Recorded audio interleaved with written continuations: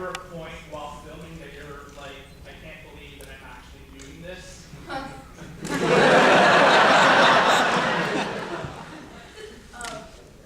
I had a moment when I was on my knees and Kiki was riding me. I was like, I am. Okay. Mine is, actually, I know what you're asking, but I'm going to twist it a little bit. It's,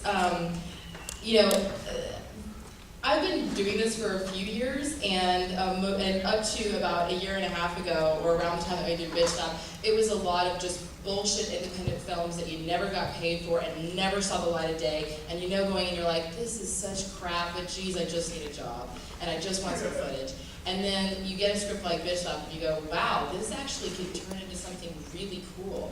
And the people at the Red Cam company, we shot the Red Camera, love us, and they loved the script when they read it. So they invited Bitch Slap to put together some footage while we were actually still shooting for the, what convention? It was the convention in Vegas. Something in Vegas. They needed to do a trailer.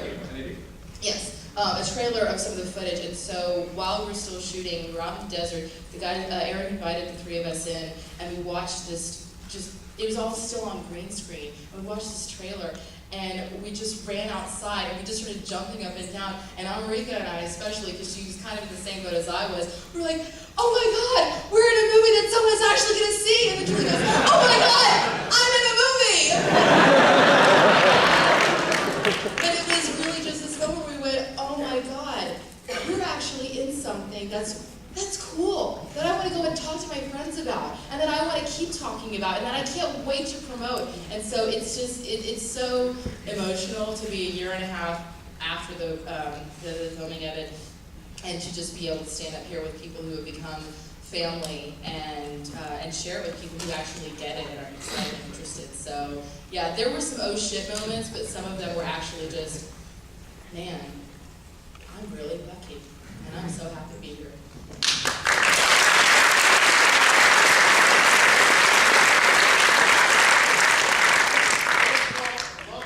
Love the sound, everything was great. Love the credits, thank you. Can you talk, Zoe, about the differences or the comments on the differences between being strapped to a car, to being whipped around a roller rink, and doing the stunt coordination? And just for those of you who don't know, this is actually the other film that Zoe has in the film festival, because she's also in Drew Barrymore's Whip It.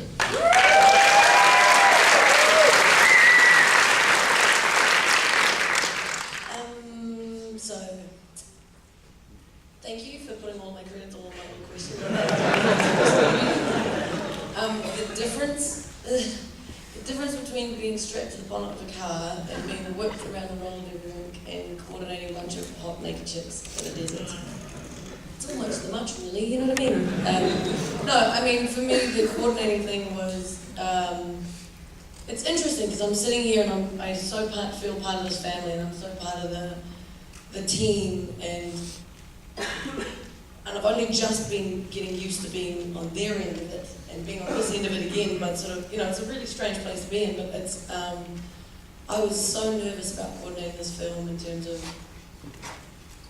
I've been doing stunts for years. I knew I had it in my head, I just didn't know if I would be able to translate it to being able to guide other people through it, and it was a big responsibility. And these girls were so awesome and so willing and so enthusiastic about making it as cool as possible, and had my back, that it made it really easy for me to make them do what you saw up there. And I found the whole process incredibly satisfying, and I had a moment of being a little bit torn. I'm like, oh fuck, I'm kind of this acting thing, isn't that what everyone wants to do eventually? And if you get paid shitloads of money to not fall over for it, that sounds kind of cool, And then I'm doing coordinating, I'm like, this is really satisfying too, so I'm a little bit like fingers in lots of pies, if you'll excuse the pun. I'm just really fortunate to be able to have as many different experiences, and thank you for making me realise that as I'm saying it to you, so thank you very much.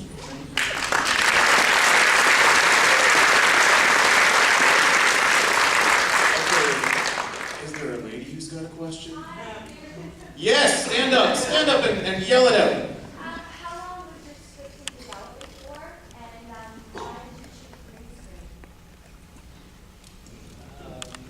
screen? We probably wrote it for about, We were in Year and a half. development for about, it was like kind of a year, yeah, about a year. a really, day in and day out year. We kind of tinkered around it for a while at the beginning, but then a good about a year. It was kind of, the biggest hang up for us was just kind of making that B story work, and that was the thing that was kind of a little tough to nut out and slowed us down a bit. And green screen actually, it just developed out of, originally we were going to shoot it all practical.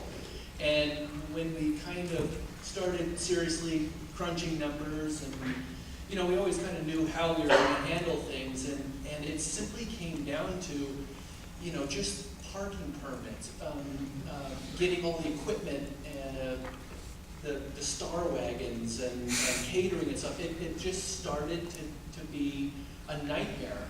And of course, it's all restricted the time limit that we could shoot. And I fucking hate shooting nights more than anything else, so that was a big thing too. But it was, and kind of in that came why don't we just shoot it on green screen? And by doing that, it will actually give the B story, hopefully if we do it right, kind of a little unique look. We weren't going for photoreal because there's no way we could go photoreal, so it was kind of trying to find a balance of kind of a cool look, but yet kind of hyper-real, as I like to call it. And fortunately, we really lucked out hooking up with a lot of amazing effects artists around the world. The biggest company for us is down in South Africa, Condor, and they did a lot of the heavy lifting on this show. And they really did just great. And we really ended up pulling the big rabbit out of the small hat. And we went into the thing actually kind of going, I don't know if this is going to work or not, but we just kind of trusted our guts, and it worked out. Guys like to do things with hot girls in them. That's what the other thing we found, especially visual effects artists. We had people coming to us when they started seeing our trailers. We'd actually just walk in with the one sheet and just go like this, and they'd just be like, what do you guys need? I'm just going to ask one last question here. Not ask a question, but Todd. Okay, cool. Todd Brown from Twitch Film. Twitch Film was actually where I first found out about the film, because around a year ago we had he put up an interview with you, Yeah. and then the film just seemed to kind of disappear. So Todd, stand up and yell out your question. When you were working out your shot list, how many times did you just write down cleavage? I know, there's quite a bit of it, isn't it?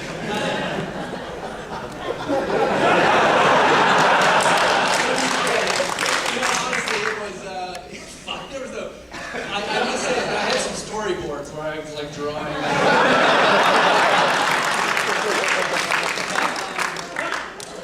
No, dude, look, it was just kind of, a lot of it was roaming camera.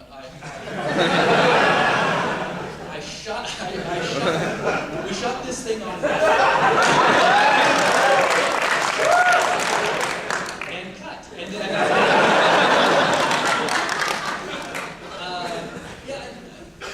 I don't know even what to say about that. I mean, you got beautiful women everywhere, and it of course, in the spirit of Russmeyer, we certainly just kind of wanted to play to that. And if anything, I blame Joe McFadden, who ended up cutting this. And Joe's in here somewhere. Joe, where are you? I'm going to make Joe stand up again. Joe McFadden, stand up again. He hates this.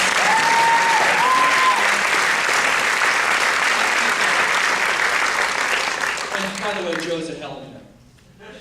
Joe loves Hellman.